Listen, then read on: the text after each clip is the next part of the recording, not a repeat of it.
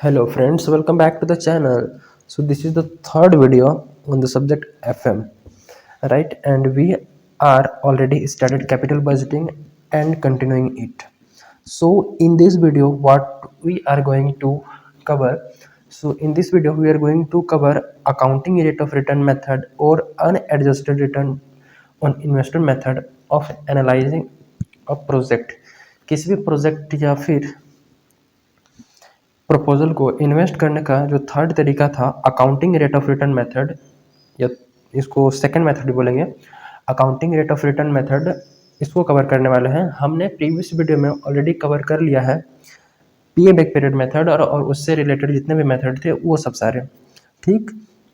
So in accounting rate of return method इसको और क्या क्या कहा जाता है financial statement method, return on investment method ROI और average rate of return method ARR. ठीक, तो इसको कैलकुलेट करने का फॉर्मूला क्या है, रेट ऑफ रिटर्न कैलकुलेट करने का यानी कि आरओआई या फिर एआरआर कैलकुलेट करने का फॉर्मूला क्या होगा, एवरेज टोटल इनफ्लो, जो इनफ्लो होगा उसको टोटल करेंगे उसको फिर एवरेज करेंगे। ठीक, उसमें से डेप्रिसिएशन को हटा देंगे। राइट, मतलब यहाँ पर जो एवरेज टोटल इनफ्लो लेना है वो डेप्रिसिएशन से पहले वाला लेना है। अगर क्वेश्चन में डेप्रिसिएशन के बाद दिया है तो ये डेप्रिसिएशन को माइनस नहीं करेंगे, क्योंकि जो क्वेश्चन में इनफ्लो डेप्रिसिएशन के बाद दिया रहेगा उसमें डेप्रिसिएशन ऑलरेडी माइनस हो चुका होगा। लेकिन क्वेश्चन में अगर डेप्रिसिएशन से पहले वाला इनफ्लो दिया है तो उस इनफ्लो को उसी इनफ्लो को लेंगे, टोटल करेंगे, एवरेज निकालेंगे, उसके बाद उसमें से डेप्रिसिएशन को माइनस करेंगे। ठीक, उसको डिवाइड कर लेंगे इनिशियल इन्वेस्टमेंट से यानी कि शुरू का इन्वेस्टमेंट से इंटू 100 करेंगे परसेंटेज निकालने के लिए, और जो हमारा आंसर निकल कर आ जाएगा उसको बोलेंगे आरओआई। ठीक, लेकिन अगर इसी फॉर्मूले में इनिशियल इन्वेस्टमेंट की जगह एवरेज इन्वेस्टमेंट ले ले यानी कि पूरा सेम रहेगा average total inflow minus depreciation. ठीक, अब इनिशियल इन्वेस्टमेंट की जगह एवरेज इन्वेस्टमेंट ले ले और मल्टीप्लाई कर देंगे 100 से परसेंटेज में कन्वर्ट करने के लिए, तो इसको बोला जाएगा एआरआर। ठीक, तो मतलब अगर इनिशियल इन्वेस्टमेंट के बेस पर निकाल रहे हो तो आरओआई रिटर्न ऑन इन्वेस्टमेंट, और अगर एवरेज इन्वेस्टमेंट के बेस पर हम रिटर्न निकाल रहे हैं तो उसको बोलेंगे ARR, average rate of return. ठीक है, मोस्टली क्वेश्चन में एआरआर ही पूछा जाता है, एवरेज रेट ऑफ रिटर्न। तो इसमें एवरेज इन्वेस्टमेंट निकालने का फॉर्मूला क्या है, तो एवरेज इन्वेस्टमेंट निकालने का सिंपल इन्वेस्टमेंट डिवाइड बाय 2 कर देंगे। एवरेज इन्वेस्टमेंट सिंपल, अगर क्वेश्चन में ओनली इन्वेस्टमेंट दिया है तो इन्वेस्टमेंट को 2 से डिवाइड करेंगे, एवरेज इन्वेस्टमेंट निकल के आ जाएगा। लेकिन अगर क्वेश्चन में स्क्रैप वैल्यू दिया है इन्वेस्टमेंट के साथ साथ, मतलब कॉस्ट ऑफ प्रोजेक्ट के साथ साथ स्क्रैप वैल्यू भी दिया है, तो उस केस में एवरेज इन्वेस्टमेंट कैसे निकालेंगे, cost of project minus scrap value, उसको 2 से डिवाइड कर देना है, देन ऐड कर देंगे वापस से स्क्रैप वैल्यू। ठीक, उसके बाद अगर एडिशनल वर्किंग कैपिटल दिया है, क्वेश्चन में कभी कभी दे देता है कि जो हमारा इन्वेस्टमेंट है, कॉस्ट ऑफ प्रोजेक्ट है वो तो है ठीक है, उसके अलावा एडिशनल वर्किंग कैपिटल है, तो एडिशनल वर्किंग कैपिटल के केस में फॉर्मूला लगेगा average investment equal to cost of investment divide by 2 plus कर लेंगे एडिशनल वर्किंग कैपिटल। ठीक, लेकिन अगर क्वेश्चन में दोनों दे दिया जाए, स्क्रैप वैल्यू भी दे दिया है और एडिशनल वर्किंग कैपिटल भी दे दिया है, तो दोनों फॉर्मूले को क्लब कर देंगे। कैसे, average investment equal to cost of project minus करेंगे स्क्रैप वैल्यू डिवाइड करेंगे 2 से, प्लस कर लेंगे स्क्रैप वैल्यू प्लस कर लेंगे एडिशनल वर्किंग कैपिटल। ठीक है, तो ये हमारा एवरेज इन्वेस्टमेंट निकालने का फॉर्मूला रहेगा जो कि एआरआर केस में होता है। और प्रोजेक्ट को एक्सेप्ट कर लिया जाएगा अगर एवरेज रेट ऑफ रिटर्न जो है वो ज़्यादा आता है एक मिनिमम रेट ऑफ रिटर्न या फिर जो basic rate of return market में है उस रिटर्न से अगर ज़्यादा आता है एवरेज रेट ऑफ रिटर्न तो प्रोजेक्ट को एक्सेप्ट कर लिया जाएगा, अदरवाइज कम आता है तो रिजेक्ट कर लिया जाएगा। ठीक, तो ये बेसिक थ्योरी रही related to accounting rate of return या फिर unadjusted return on investment method. इसकी हेल्प से एक क्वेश्चन लगा ले न्यूमेरिकल। तो यहाँ पर देखो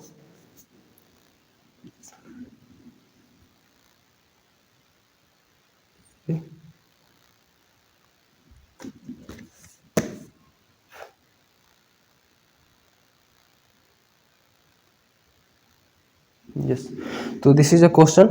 ठीक है, जिसमें ये क्वेश्चन नंबर 19 है प्रैक्टिकल का अनसॉल्व्ड जो है, ये रहा बुक का हमारा question number 19 accounting rate of return method का, जो जेड लिमिटेड है वो contemplating an investment of 10 lakh, वो 10 लाख का सोच रहा है, तो यही क्वेश्चन मैंने लिया हुआ है। तो इसमें देखो कॉस्ट ऑफ इन्वेस्टमेंट है 10 लाख।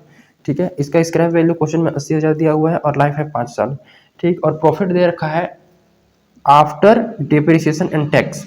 तो यहाँ पर देखो प्रॉफिट में आफ्टर डेप्रिसिएशन मतलब डेप्रिसिएशन ऑलरेडी माइनस हो चुका है। राइट। तो इस केस में हम फॉर्मूले के हिसाब से जो एवरेज कैश इनफ्लो उसमें से माइनस जो डेप्रिसिएशन करते हैं तो वो नहीं करेंगे, क्योंकि इस इनफ्लो में डेप्रिसिएशन और टैक्स ऑलरेडी माइनस हो चुका है। लेकिन यहीं अगर इसी क्वेश्चन में बोल रहा था profit before depreciation and tax, depreciation और टैक्स लगने से पहले, तो क्या करते हैं, सबसे पहले टैक्स माइनस करने के लिए डेप्रिसिएशन लेस करते हैं, ठीक, डेप्रिसिएशन लेस करते हैं, उसके बाद टैक्स माइनस करते हैं, उसके बाद एवरेज कर लेते हैं, ठीक है। तो डेप्रिसिएशन हमारा ऑलरेडी माइनस हो चुका है, ठीक। तो अब देखो इसमें ऑलरेडी दिया हुआ है, तो सबसे पहले सॉल्यूशन करेंगे computation of average cash inflow after depreciation and tax, ठीक। डेप्रिसिएशन और टैक्स के बाद जो हमारा एवरेज कैश इनफ्लो कितना होगा, तो ये सारा इनफ्लो 5 साल का है, तो 5 साल के इनफ्लो को जोड़ो और 5 से डिवाइड करो, ठीक। तो हमारा एवरेज निकल के आ जाएगा। तो इनको जोड़ने पर 50,000, 75,000, 1, 25, 1, 30 और 80 को जोड़ने पर 4,60,000 आता है। इसको 5 से डिवाइड करेंगे तो ये 92,000, ये 92,000 क्या आ जाएगा, एवरेज कैश इनफ्लो, ठीक। और एवरेज कैश इनफ्लो, अब क्वेश्चन बोला है एआरआर का कैलकुलेट करने के लिए, तो हमें एवरेज इन्वेस्टमेंट निकालना पड़ेगा। तो एवरेज इन्वेस्टमेंट निकालने के लिए हम क्या करेंगे जी, क्योंकि इसमें स्क्रैप वैल्यू भी दिया हुआ है, इस क्वेश्चन में स्क्रैप वैल्यू भी दिया हुआ है, तो स्क्रैप वैल्यू को भी कंसीडर करा किया जाएगा। तो cost of investment minus scrap value divide by 2 plus scrap value.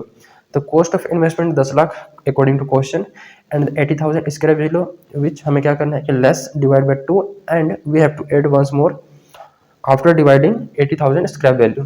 Then इसको माइनस करने के बाद 9,20,000 डिवाइडेड बाई 2 प्लस 80,000, तो ये 460 प्लस 80 इक्वल टू 5,40,000। अब निकालना है ए आर। ए आर का फॉर्मूला क्या है, लिख देते हैं एक बार, average cash inflow, cash inflow, ठीक, आफ्टर डेप्रिसिएशन, इसको आफ्टर डेप्रिसिएशन एंड टैक्स लिख सकते हैं, depreciation and tax divided by, क्योंकि डेप्रिसिएशन आफ्टर लग गया मतलब इसमें से माइनस हो गया depreciation, divided by average investment, ठीक, एवरेज इन्वेस्टमेंट इनटू 100। तो इस केस में एवरेज कैश इनफ्लो हमारा 92,000 आया है, तो 92 डिवाइडेड बाय एवरेज इन्वेस्टमेंट यहाँ पर 5,40,000, तो 5,40,000 और मल्टीप्लाई कर 100 से, तो ये कितना निकल के आ जाएगा, देख लेते हैं कैलकुलेटर में। 92,000 डिवाइड कर लेंगे कितना से, 5,40,000 था, राइट।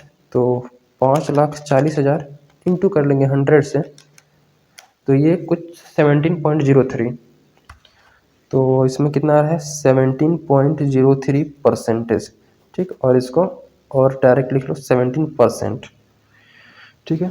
तो इस टाइप से, और यहाँ पर क्वेश्चन का आंसर में भी देखोगे तो जो ये ARR दिया है 17%, एवरेज से भी 92,000 और एवरेज इन्वेस्टमेंट 5,40,000 जो कि हमने यहाँ पर निकाला हुआ है। तो कुछ इस टाइप से ये क्वेश्चन बनेंगी, ठीक है। और इसमें जो ARR में है बेसिकली क्वेश्चन इसी टाइप से बनती है कि भैया जो हमारा बेसिकली इनफ्लो ही दिया रहेगा, तो इनफ्लो को पहले वो कर लो, जोड़ लो, ठीक, उसके बाद एवरेज निकाल लो, ठीक। अगर उसमें से डेप्रिसिएशन माइनस नहीं किया हुआ है तो डेप्रिसिएशन माइनस कर लो, और टैक्स में नहीं माइनस किया है तो टैक्स भी माइनस कर लो, ठीक। तो जो निकल के आ जाएगा वो average cash inflow after depreciation and tax आ जाएगा, और उसी को कंसिडर करना है, ठीक है। और नीचे रहेगा एवरेज इन्वेस्टमेंट, और एवरेज इन्वेस्टमेंट निकालने के लिए अलग अलग सी सिचुएशन में किस टाइप से होती है हमने यहाँ पूरा डिटेल में बता रखा है, ठीक है।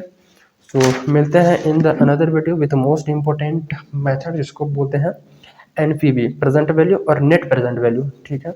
नेट प्रेजेंट वैल्यू से क्वेश्चन आने के ज़्यादा चांसेस हैं। सो देखते हैं in the another video. Till then like, subscribe और शेयर वगैरह भी कर देना, ठीक। सो मिलते हैं।